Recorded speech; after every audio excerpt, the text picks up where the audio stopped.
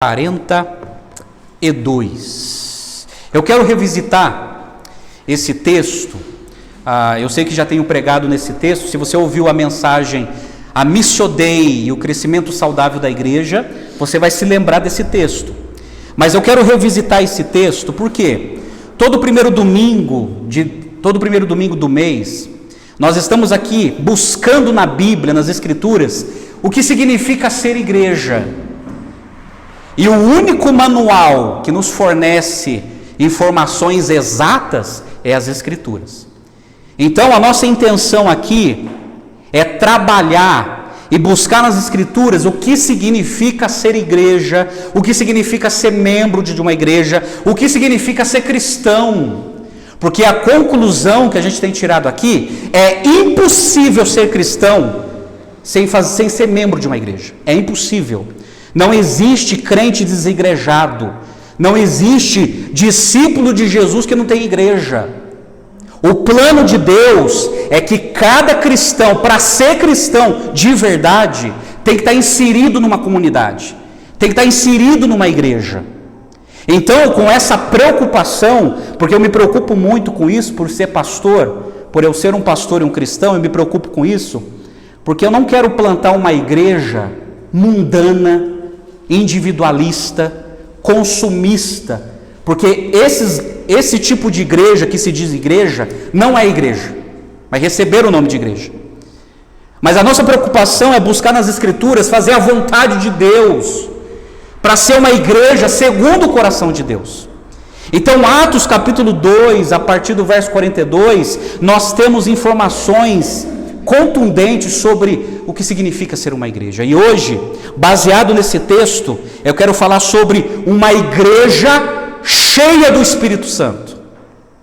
E esse tema é relevante, gente, porque hoje, quando você pergunta sobre o que é uma igreja cheia do Espírito Santo, sabe o que vem na boca e na cabeça das pessoas?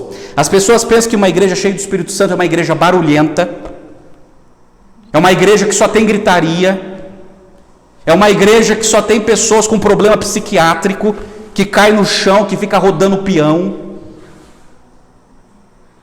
Mas a gente precisa entender o que significa ser cheio do Espírito Santo, o que significa ser uma igreja cheia do Espírito Santo, que não tem nada a ver com aquilo que a gente tem visto nesse mundo.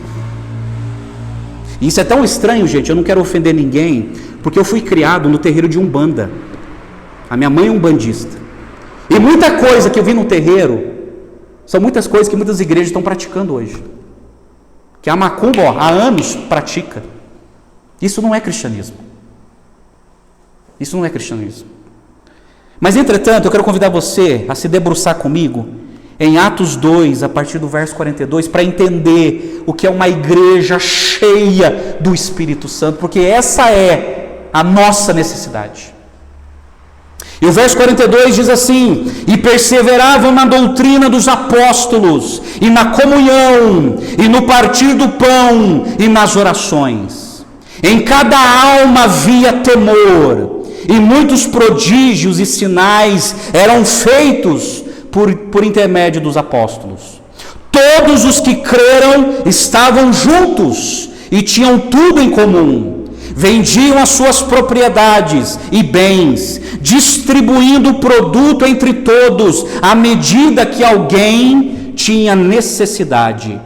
Diariamente perseveravam, unânimes no templo, partiam pão de casa em casa e tomavam as suas refeições com alegria e singeleza de coração, louvando a Deus e contando com a simpatia de todo o povo. Enquanto isso, acrescentava-lhes o Senhor dia a dia os que iam sendo salvos. Vamos orar mais uma vez? Ó Deus, ajuda-nos, ó Deus, a entender, porque nós não queremos pecar contra Ti, Pai. Nós não queremos, ó Deus, se tornar uma igreja que aos Teus olhos não é uma igreja. Ó Deus, livra-nos disso, Pai. Mas fala conosco, ó Deus, através das Escrituras, através da Tua palavra, ensina-nos, ó Deus, e corrija-nos, ó Pai, e fala ao coração de cada um aqui nessa noite. Nós nos submetemos à Tua palavra, E assim desejamos e oramos, em nome do Senhor Jesus. Amém e amém. Amados, Atos dos Apóstolos. Atos é o 5º livro do Novo Testamento e é um livro histórico. É interessante que Atos ele foi escrito por Lucas, que era um companheiro do apóstolo Paulo. Lucas, ele era um médico, e esse livro chamado Atos dos Apóstolos foi escrito, dizem os estudiosos, do ano 60 até o ano 64, está dentro desse parâmetro. Qual é o propósito desse livro? Quando você lê o livro de Atos, você tem que ter o seguinte propósito na sua mente.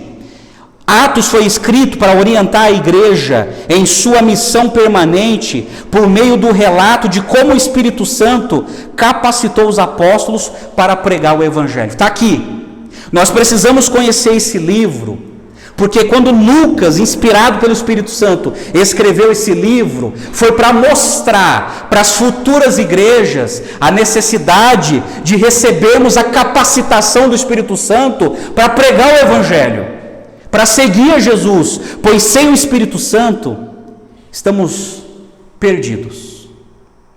E é interessante que Atos, apesar de ser um livro histórico, ele não é um livro normativo. Não significa que tudo que aconteceu no século I vai acontecer no século XXI, não significa. Porém, nós extraímos desse livro lições preciosas para a nossa vida como cristão ou para a nossa vida comunitária, como igreja.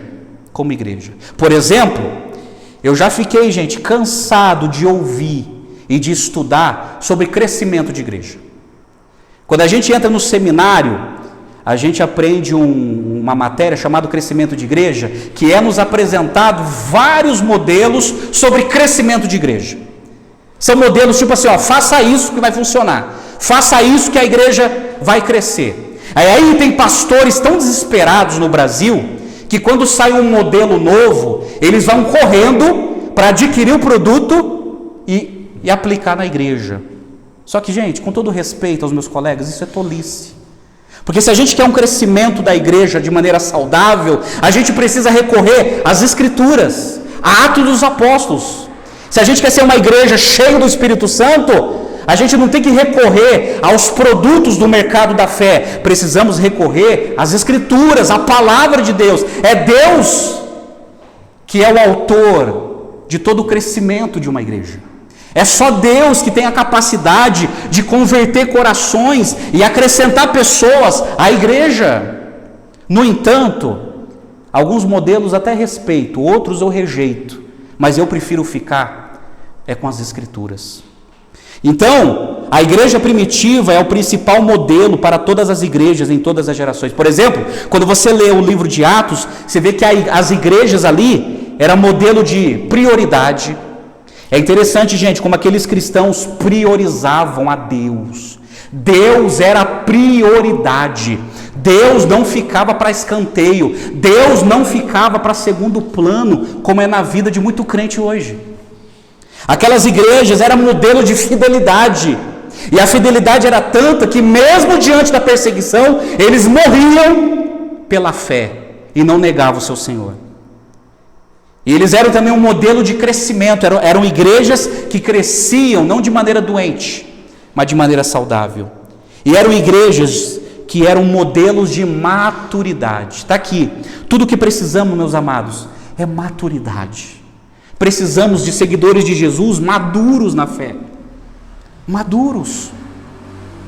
Pois bem, quando a gente abre o livro de Atos, a gente encontra Atos capítulo 1, que fala da ascensão de Jesus. Jesus, ele está ali com seus discípulos, ele passa 40 dias com seus discípulos, depois de ressuscitado, ensinando os seus discípulos. Em Atos capítulo 1, verso 8, Jesus dá uma ordem. Ele diz assim: mas recebereis poder quando chegar sobre vocês o Espírito Santo, e vocês serão minhas testemunhas, tanto em Jerusalém, Samaria, Judeia, até os confins da terra. Ali Jesus, ele entrega 3 mensagens para os apóstolos: um poder, vocês receberão o Espírito Santo, uma promessa e um programa: vocês serão as minhas testemunhas. Aí Atos capítulo 2, Aí, Atos capítulo 1, Jesus vai embora, ele vai para os céus. E Atos capítulo 2, 120 discípulos estão no cenáculo orando, e de repente o Espírito Santo é derramado. É derramado sobre os apóstolos, a mãe de Jesus estava ali, os irmãos de Jesus, que estavam todos ali, 120 pessoas.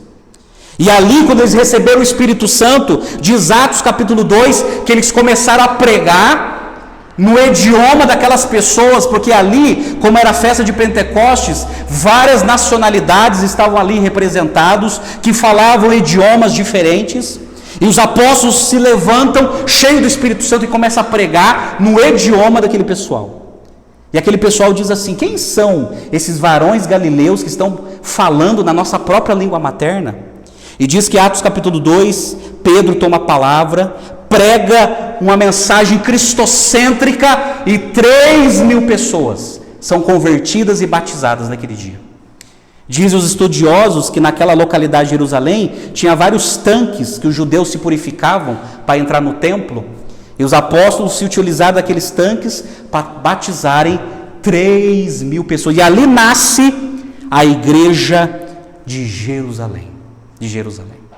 Pois bem, a igreja primitiva foi um exemplo de uma igreja cheia do Espírito Santo, por causa de 4 marcas. Eu quero te apresentar essas 4 marcas, para que nós possamos ser uma igreja cheia do Espírito Santo. A minha abordagem vai ser diferente hoje. Hoje eu vou expor as Escrituras, e imediatamente eu já vou fazer a aplicação para a nossa vida. 4 marcas, guarda isso aqui no seu coração. 4 marcas para sermos uma igreja cheia do Espírito Santo. E se nós não tivermos essa marca, meus amados, não seremos uma igreja cheia do Espírito. Não seremos. Seremos mais uma instituição morta que sobrevive. Mas se você tem esse desejo de ser cheio do Espírito Santo, guarda no seu coração essas 4 marcas. 4. Pode repetir comigo? 4 marcas. 4 marcas. Guarda isso no seu coração. Em primeiro lugar, uma igreja cheia do Espírito Santo é comprometida com a fidelidade à palavra de Deus. Olha o verso 42 da sua Bíblia, que Lucas escreveu assim: e perseveravam na doutrina dos apóstolos. Uma igreja cheia do Espírito Santo, gente, é comprometida com as Escrituras, com a doutrina dos apóstolos. E a doutrina dos apóstolos para nós hoje é o Novo Testamento. Interessante que naquela época os judeus consideravam, assim como nós, o Antigo Testamento como escritura sagrada. O Novo Testamento ainda estava sendo escrito, inclusive o livro de Atos. Mas é interessante que quando o cânon fechou, esse grupo, essa Bíblia, essa pequena biblioteca se tornou para a gente a doutrina dos apóstolos. Então, uma igreja cheia do Espírito Santo, gente, é comprometida com a Bíblia. Guarde isso no seu coração. E eu repito para você o que já disse nesse púlpito quando eu era lá. Uma igreja cheia do Espírito Santo é uma igreja que zela pela Bíblia, que ama a Bíblia. Gente, esse é o primeiro sinal. Você quer conhecer uma igreja cheia do Espírito Santo? É uma igreja que ama a Bíblia, ama as Escrituras, que ama lê-la, estudar, se aprofundar, trazer aplicações para a sua vida. É impossível sermos uma igreja cheia do Espírito Santo se nós não amarmos a nossa Bíblia. Precisamos amá-la. A Bíblia é a doutrina dos apóstolos. A Bíblia é a única regra de fé e prática. A Bíblia. Precisamos amar as Escrituras. Precisamos. Deixa eu perguntar uma coisa para você. Você ama as Escrituras? Você ama? Você lê a Bíblia com alegria, com fervor? Gente, é isso que nos enche do Espírito Santo. É impossível, deixa eu falar uma coisa para você, eu já repeti isso aqui em várias mensagens. Olha, é impossível se encher do Espírito Santo sem a Bíblia, gente. É impossível. É impossível. Não é hino que vai te encher do Espírito Santo. Não é novela bíblica que vai te encher do Espírito Santo. O que vai te encher do Espírito Santo é o seu comprometimento com as Escrituras, com a palavra de Deus. Com a palavra de Deus. Eu concordo com o pastor Augusto Nicodemos, que é um pastor da Igreja Presbiteriana aqui do Brasil. Ele falando sobre o povo evangélico e a Bíblia Sagrada no Brasil, ele falou uma frase, gente, que me marcou muito. E infelizmente eu tenho que concordar com ele. Ele disse assim: nunca os evangélicos cantaram tanto e nunca foram tão analfabetos de Bíblia. Repito, nunca os evangélicos cantaram tanto e nunca foram tão analfabetos de Bíblia. Meu Deus, eu tenho que concordar com ele, é verdade. É verdade. O povo evangélico não ama mais a Bíblia. O povo evangélico não conhece as Escrituras. Toma uma lavada quando o testemunho de Jeová bate na porta. O povo evangélico não conhece as Escrituras porque não gosta de ler. E aí, gente, desculpa a expressão, impossível amar a Deus sem conhecer as Escrituras. Impossível. Impossível conhecer a Deus desprovido das Escrituras. Esse povo era cheio do Espírito Santo. Essa igreja era cheia do Espírito Santo por causa do seu comprometimento. Olha só o verbo que Lucas usa: e perseveravam na doutrina. Algumas traduções dizem assim: e se dedicavam na doutrina. Eles perseveravam, isso é, eles faziam de tudo para ouvir os ensinamentos dos apóstolos e para praticarem os ensinamentos dos apóstolos. Eles perseveravam naquilo. Calma aí, o que Paulo está ensinando, o que Pedro está ensinando, o que João está ensinando? Opa, é isso que a gente vai colocar em prática. É isso que a gente vai aplicar na nossa vida. Não, calma aí, a gente não vai tomar decisões baseadas no nosso coração enganoso. Não, a gente não vai tomar decisões baseado no nosso raciocínio. Calma aí. Vamos perseverar na doutrina. O que eles nos ensinaram? É isso que faremos. É isso que faremos. Uma igreja cheia do Espírito Santo é uma igreja que ama as Escrituras. Ame a Bíblia. Olha, amado, saia daqui amando a Bíblia. Pastor, não tenho Bíblia, eu te dou um de presente. Pastor, eu não entendo a Bíblia, eu vou na sua casa, ensino a Bíblia para você. Esse é o meu papel, essa é a minha missão. Nós precisamos conhecer as Escrituras para sermos cheios do Espírito Santo. Eu concordo também com uma frase do pastor John Piper, que é um pastor batista. Ele falando sobre pecado e Bíblia, ele falou assim: pecado é rebeldia. Em outras palavras, o pecado é a recusa do homem em se submeter, em não se submeter à palavra de Deus. Então, olha só, não basta conhecer, não basta conhecimento intelectual. Se nós não nos submetermos às Escrituras, é pecado. A Bíblia, quando fala de pecado, que é uma rebeldia declarada contra Deus, a Bíblia trabalha com duas categorias: pecados de comissão, aquilo que cometemos, e pecado de omissão. Então, por exemplo, quando nós não lemos a Bíblia, quando nós não meditamos na Bíblia, também estamos pecando contra Deus. E para te chocar, para chocar você um pouquinho mais, deixa eu trazer uma crise aqui. Pecado de omissão: não ler a Bíblia, não se interessar pela Bíblia, aos olhos de Deus é o mesmo pecado de um estuprador que está violentando uma moça e uma criança. Aos olhos de Deus, o pecado é o mesmo. Pecado de comissão e pecado de omissão. Aquilo que sabemos que precisamos fazer e não fazemos é pecado da mesma maneira. É o mesmo pecado do político corrupto de Brasília, é o mesmo pecado do estuprador, é o mesmo pecado do pedófilo, é o mesmo pecado. Para você ver como é terrível, é o mesmo. Para Deus não tem essa diferença. Aos olhos de Deus, tanto a comissão como a omissão são pecados mortais. E aí, quando a gente conhece, a gente não se submete, a gente peca contra Deus. Por exemplo, deixa eu trazer algo prático aqui. Quem é marido? Quando a gente vai para as Escrituras, a Bíblia fala para a gente o tipo de liderança que a gente tem que ter dentro de casa, o tipo de influência que a gente tem que ter dentro de casa.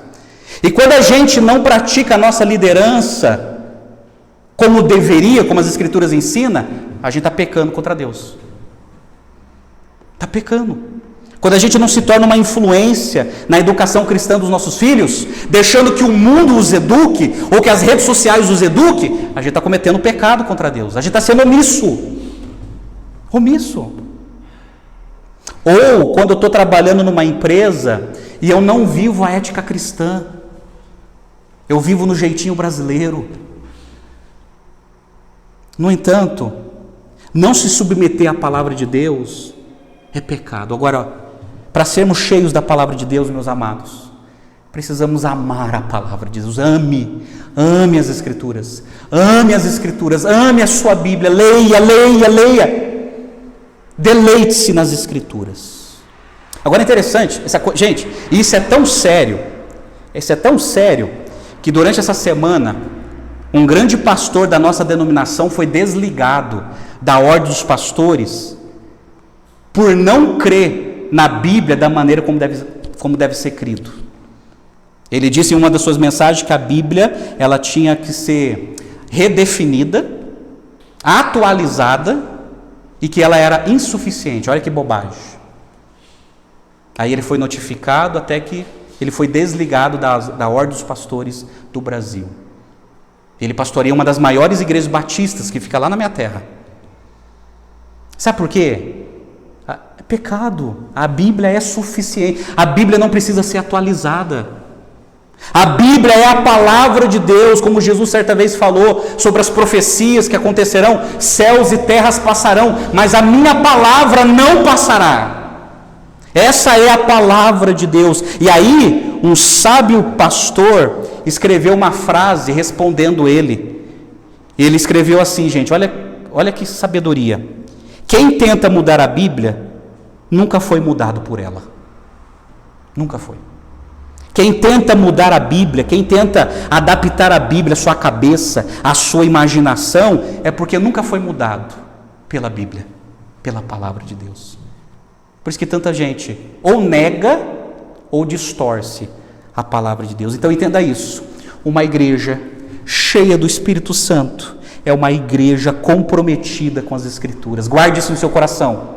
Guarde isso no seu coração. Uma igreja legitimamente cheia do Espírito Santo é a que ama as Escrituras. Amém, meus amados? É isso que eu quero experimentar para a minha vida. E eu creio que é o seu desejo também. É o seu desejo. Em segundo lugar, a gente aprende nesse texto, uma igreja cheia do Espírito Santo é perseverante na oração. Porque olha o verso 42 da sua Bíblia, Lucas ele continua dizendo assim, e perseveravam na doutrina dos apóstolos, e na comunhão, no partir do pão, e nas orações. Está aqui dois componentes que precisam andar juntos, vitamina BO, Bíblia e oração. Bíblia e oração. Certa vez perguntaram para um pastor muito querido e experiente, A.W. Tozer, que era pastor lá nos Estados Unidos, pastor, o que é mais importante, Bíblia, ler a Bíblia ou ter uma vida de oração? Ele respondeu, você já viu uma águia voando com uma asa só? Você já viu uma grande ave potente voar com uma asa só? É a Bíblia e a oração que nos faz decolar no mundo de Deus. No mundo de Deus. Oração. Como que anda a sua vida de oração? Como que anda a sua vida de oração? Falar com Deus, gente, é um privilégio. Falar com Deus. E aí, deixa eu mostrar para você como os crentes de Atos oravam. Deixa eu mostrar para você uma lista, olha só escute. Atos capítulo 1, verso 14, diz assim, todos unânimes perseveravam em oração. Eles estavam lá no cenáculo. Atos 3:1, os líderes da igreja vão orar às 3 horas da tarde. Atos 4:31, a igreja sob perseguição ora, o lugar treme e o Espírito Santo se manifesta. Atos 6,4, a liderança da igreja entende que a sua maior prioridade é a oração e a palavra. Atos 9,11, Paulo estava orando. Atos 12,5, Pedro estava preso e a igreja estava orando. Atos capítulo 13, a igreja de Antioquia ora e Deus abre as portas da Europa para o evangelho. Atos 16:25, Paulo e Silas oram na prisão e Deus abre as portas do evangelho para a Europa. Atos 20:36, Paulo ora com os presbíteros da igreja de Éfeso na praia. E Atos 28, Paulo ora pelos enfermos na ilha de Malta. Sabe o que Lucas estava destacando? Que essa igreja que amava as escrituras, esse povo era um povo de oração. Oração. Eles buscavam a Deus de oração. E nós? Você tem buscado a Deus em oração? Eu sempre falo para o povo dessa igreja. Orar a Deus é em 3 níveis. É orar de maneira sozinho, de maneira individual, orar com a família, tá? Orar com a família, reunir a família, olha, vem aqui esposa, vem aqui meus filhos, vamos fazer um momento de oração, vamos orar juntos. E orar em comunidade, como igreja. Como igreja. Nós precisamos praticar esses 3 níveis. Oração sozinho, entra no teu quarto, fecha a porta, e Deus que te conhece te recompensará. Mas orar em família, chamar o cônjuge, chamar o marido para orar, chamar a esposa para orar. Ah, pastor, eu tenho vergonha. Poxa, não tenho vergonha para fazer outras coisas, mas vai ter vergonha para orar? Chama para orar. Não, vamos aqui, vamos orar juntos. Vamos orar pelos nossos filhos. Gente, está aqui, muito importante. Vamos orar pelos nossos filhos. Vamos orar pelo futuro dos nossos filhos. Vamos orar pelo coração dos nossos filhos. Orar. E orar como igreja. Como igreja. Precisamos orar. Por exemplo, o pastor Charles Spurgeon, que foi um pastor em Londres, do século XIX, falando sobre reunião de oração, olha só o que ele escreveu, o que ele falou. Ele falou assim: reunião de oração deveria se chamar reunião dos remanescentes, porque são poucos os que frequentam. São poucos. Infelizmente isso é verdade, meus amados. A reunião de oração, não só nessa igreja, na maioria, é os cultos menos frequentados. E eu pergunto para você, onde você está nessa hora? Onde você está toda quarta-feira às 7:30 da noite? Onde que tu está para orar? Para orar como comunidade. Eu quero convidar você a orar. A orar como igreja. A gente tem um culto para se dedicar só em oração. Em oração. Eu quero convidar você a participar disso. Precisamos orar, gente. É isso que vai nos manter cheios do Espírito Santo. Bíblia e oração. Precisamos orar. Se você não se dedica em oração na sua casa, dedique-se. Se você não tem o costume de vir para a igreja para orar, venha. Vamos nos unir em oração. Em oração. Ore. Orar é comunhão com Deus. É interessante. Isso aqui, gente, é matéria básica porque quando a gente ensina pessoas que vão se batizar. Como que Deus fala conosco? Através da Bíblia. Como que nós falamos com Deus? Através da oração. Deus fala conosco através das Escrituras e o Espírito Santo começa a ministrar na nossa alma e nós falamos, desabafamos, conversamos com Deus. Quando você ora, você rasga o seu peito e coloca diante de Deus as suas angústias. As suas angústias. Uma igreja cheia do Espírito é perseverante na oração. Na oração. Precisamos orar mais. Precisamos. Terceiro lugar, uma igreja cheia do Espírito Santo tem uma profunda comunhão. Se não, vem comigo de novo no verso 42, que diz assim: e perseveravam na doutrina dos apóstolos, e na comunhão, no partir do pão e nas orações. Olha o verso 44 na sua Bíblia.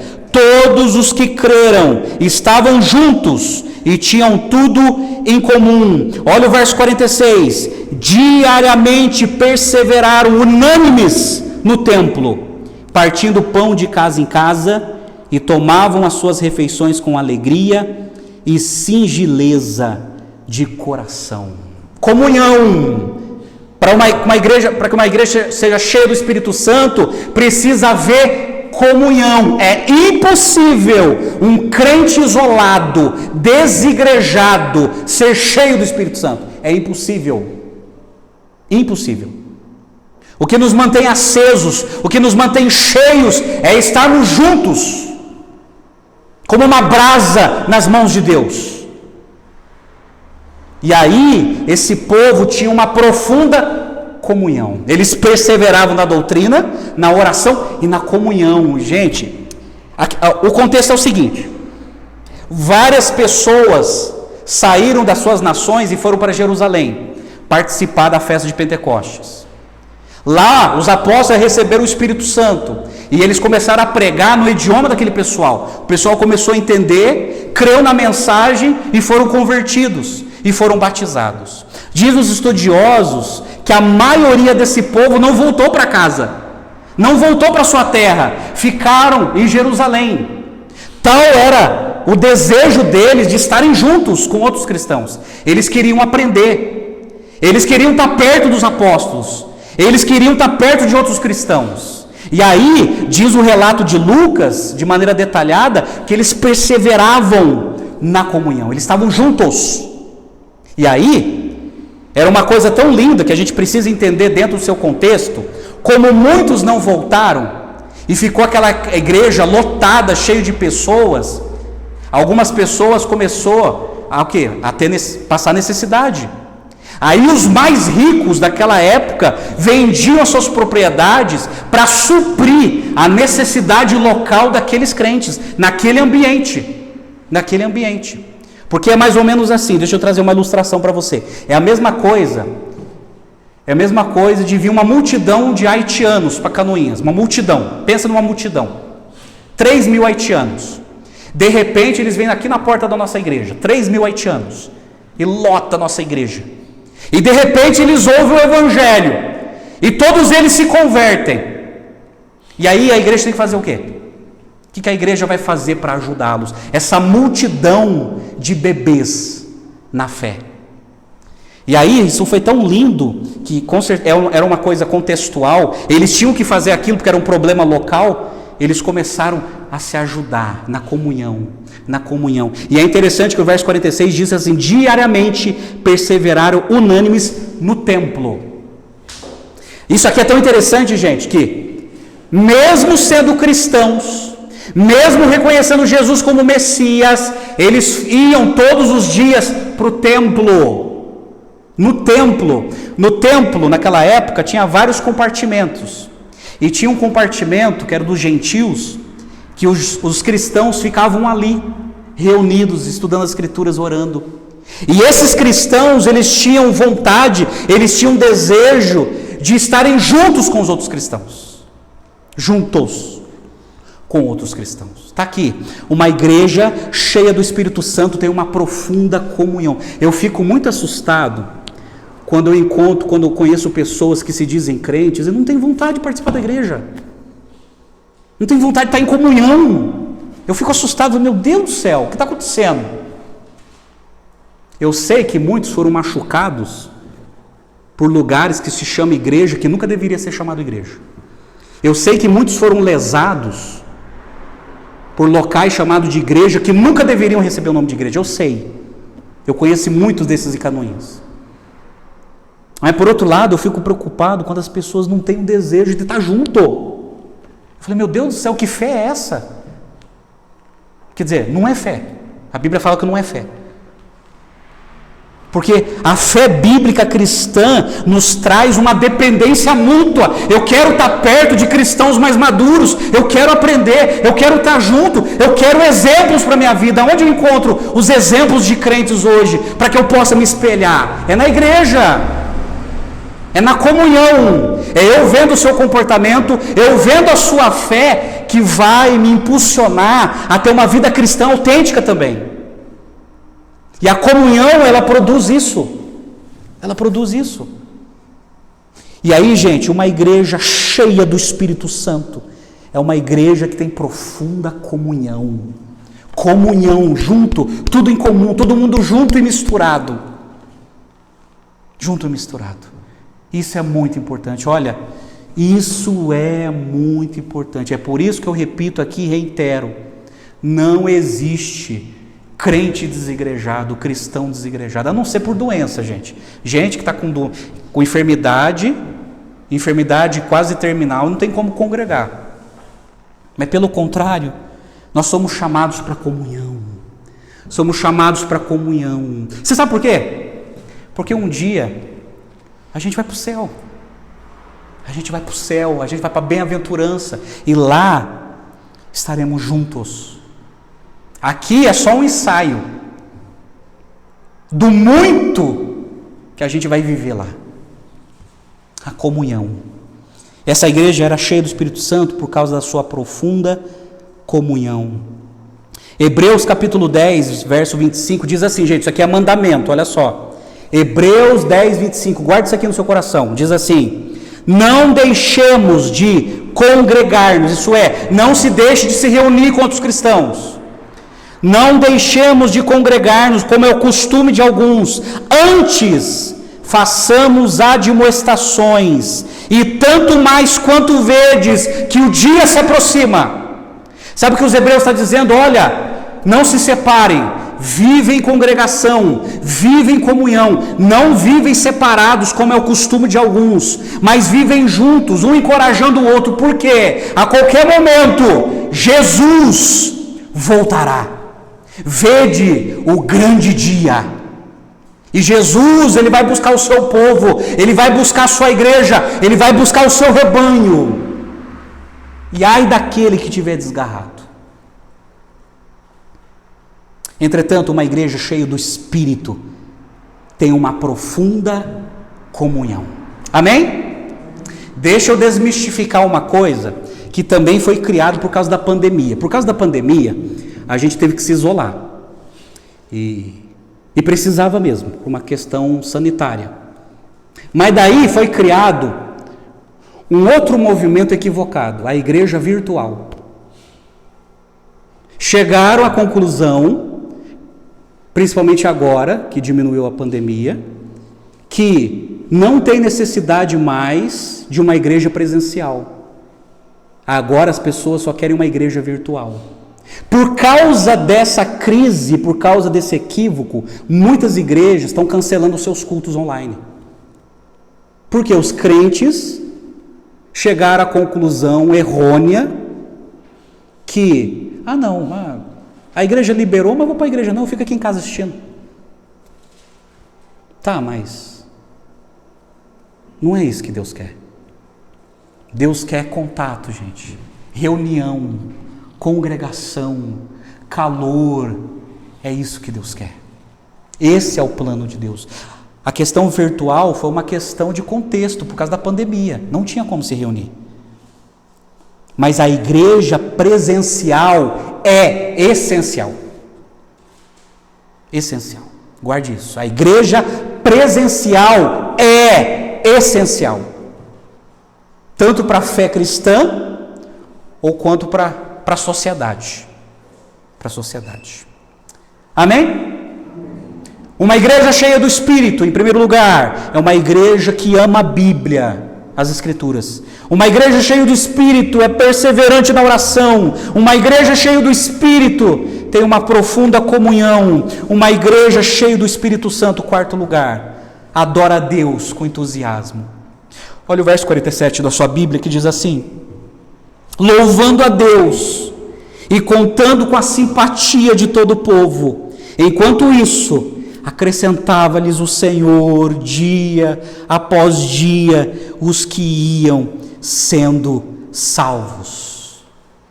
Então essa igreja, gente, era tão vibrante, essa igreja era tão contagiante, que eles contavam com a simpatia do povo. Alguns intérpretes dizem aqui que é o povo igreja, mas alguns intérpretes dizem também que é o povo sociedade. A sociedade começou a prestar atenção. Opa, o que esse povo está vivendo? O que esse povo tem?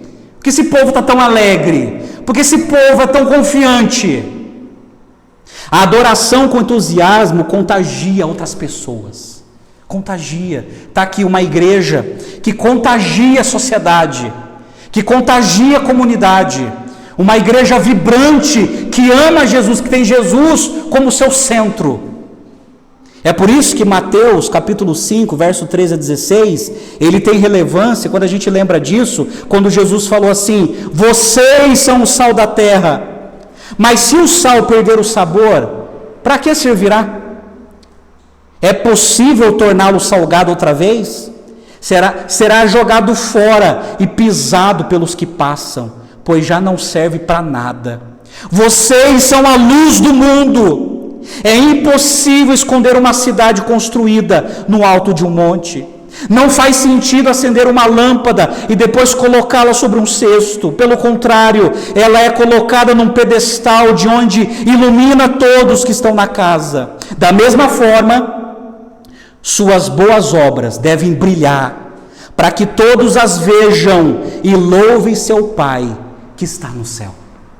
Está aí, gente, uma igreja bíblica, uma igreja cristocêntrica, uma igreja vibrante, contagiando uma comunidade, uma sociedade.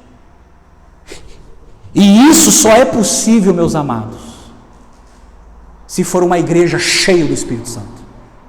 Cheia do Espírito Santo. Cheia do Espírito Santo. Como disse certa vez um pastor brasileiro chamado Walter McAllister, ele escreveu assim: a igreja não é chamada para ser eficiente, grande ou rica, ela é chamada para ser fiel. E quando uma igreja é fiel a Deus, ela se torna cheia do Espírito Santo a ponto de contagiar as pessoas. Aí os vizinhos começam a ser contagiados, a família que não é cristã começa a ser contagiada, os parentes começam a ser contagiados, por causa da nossa vida, do nosso exemplo, das nossas atitudes, por causa da nossa adoração a Deus com entusiasmo. O pastor John Stott, ele comentando sobre esse texto, ele falou assim: olha que interessante, em primeiro lugar, esse povo aqui estavam relacionados com os apóstolos, submissão.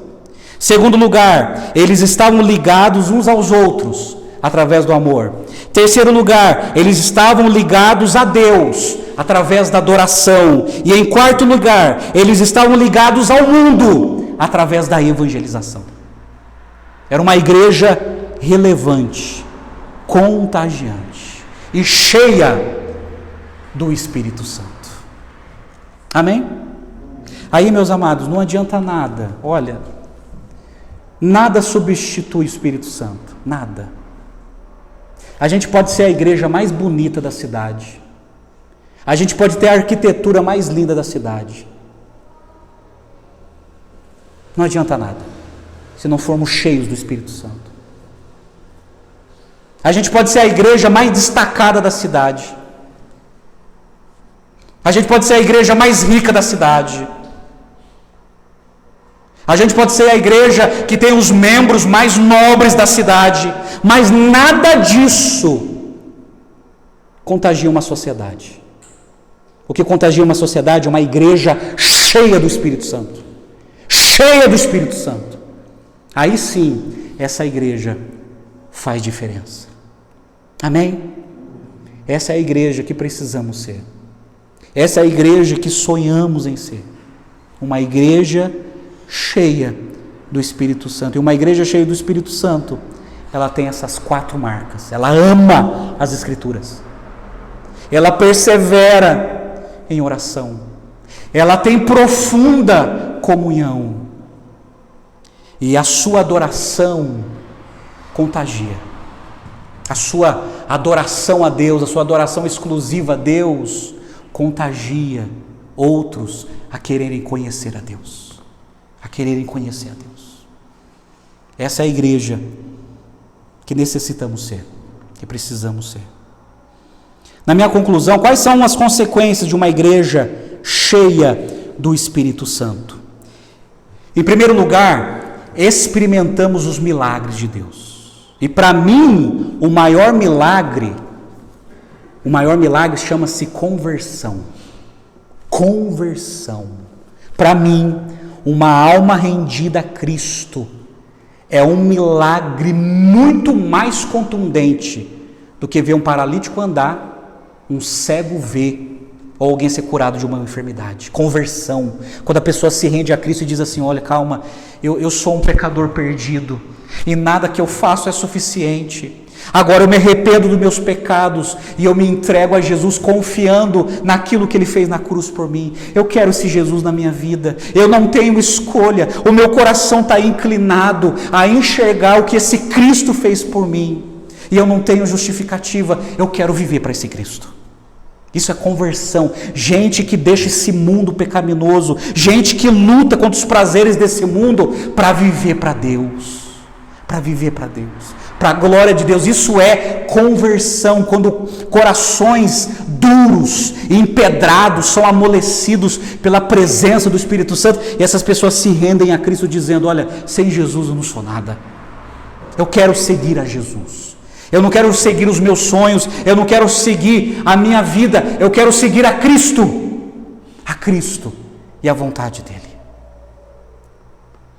Quais são as consequências de uma igreja cheia do Espírito Santo? Conta com a simpatia do povo. Eu sei que há hostilidade e rejeição, mas quando a igreja começa a ficar, ela é cheia do Espírito Santo, as pessoas começam a ter uma certa simpatia. Começa, opa, calma aí, há algo diferente nessa pessoa, há algo diferente nesse povo, há algo diferente. E em terceiro lugar, experimenta um crescimento saudável da parte de Deus, porque o verso 47 diz que Deus acrescentava dia após dia os que iam sendo salvos. Deus acrescentava.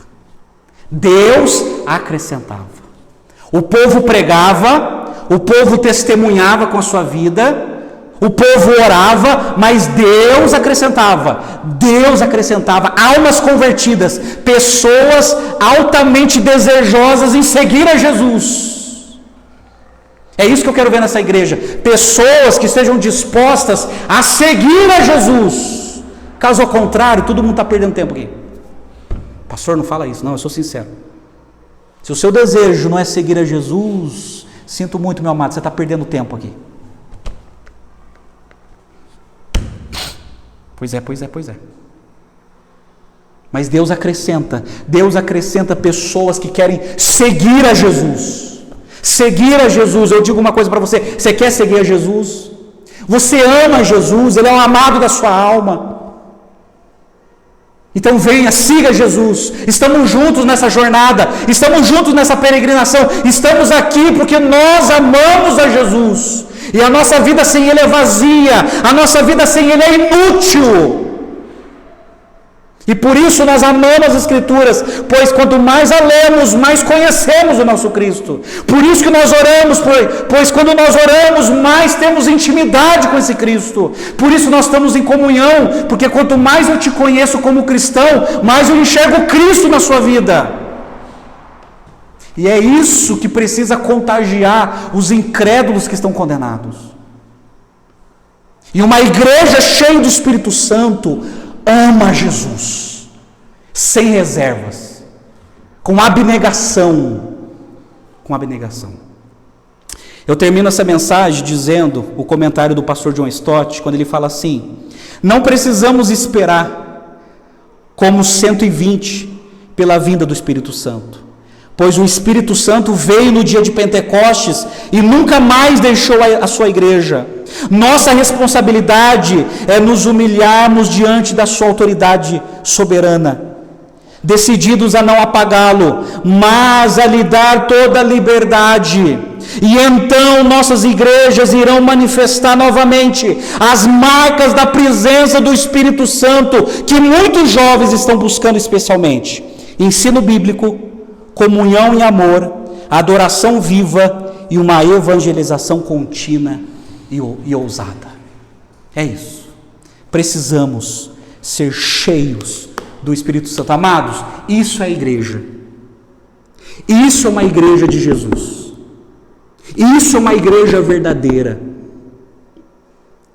E nós precisamos trabalhar, precisamos nos dedicar para sermos uma igreja assim. Precisamos buscar a Deus de todo o coração para sermos uma igreja assim. Senão, seremos mais uma instituição religiosa morta, que não produz fruto. Que não produz fruto. Mas a minha oração nesse dia é que Deus venha nos encher do Espírito Santo e venha nos ajudar a praticar essas verdades. Você quer isso para a sua vida? Amém? É isso que eu quero para a minha vida. É isso que eu quero para a minha vida. Eu quero convidar você a se examinar a si mesmo. Eu quero convidar você a participar da ceia do Senhor, levando em conta essas 4 marcas. Pastor, eu não tenho praticado essas 4 marcas. Arrependa-se e participe da ceia. Arrependa-se. Pastor, eu quero ter essas marcas. Eu quero viver como igreja. Arrependa-se e humildemente, com temor, participe do corpo de Cristo e do sangue de Cristo. Vamos orar? Agradecendo a Deus. Pai amado, obrigado, Senhor, pela Tua palavra. Ajuda-nos, ó Deus, a sermos cheios do Teu Espírito, Pai. Ó Deus, como necessitamos, ó Pai. Nós necessitamos e não conseguimos sozinhos, ó Deus. Enche-nos do Espírito Santo, ó Deus. Ajuda-nos, ó Deus, a amar as Escrituras, ó Pai. Amar as Escrituras, ó Deus, a Tua Escritura. Ajuda-nos, ó Deus, a ter uma vida profunda de oração. Ajuda-nos, ó Deus, a termos comunhão e a vivermos em adoração autêntica, Senhor. Ó Deus, realiza em nós as Tuas promessas e os Teus propósitos. Perdoa, Senhor, os nossos pecados de omissão. Perdoa-nos, ó Deus, que o Senhor possa nos restaurar, nos limpar e nos levantar para a glória do Senhor. Para a glória do Senhor. Nós oramos agradecidos, em nome do Senhor Jesus. Amém e amém, Senhor.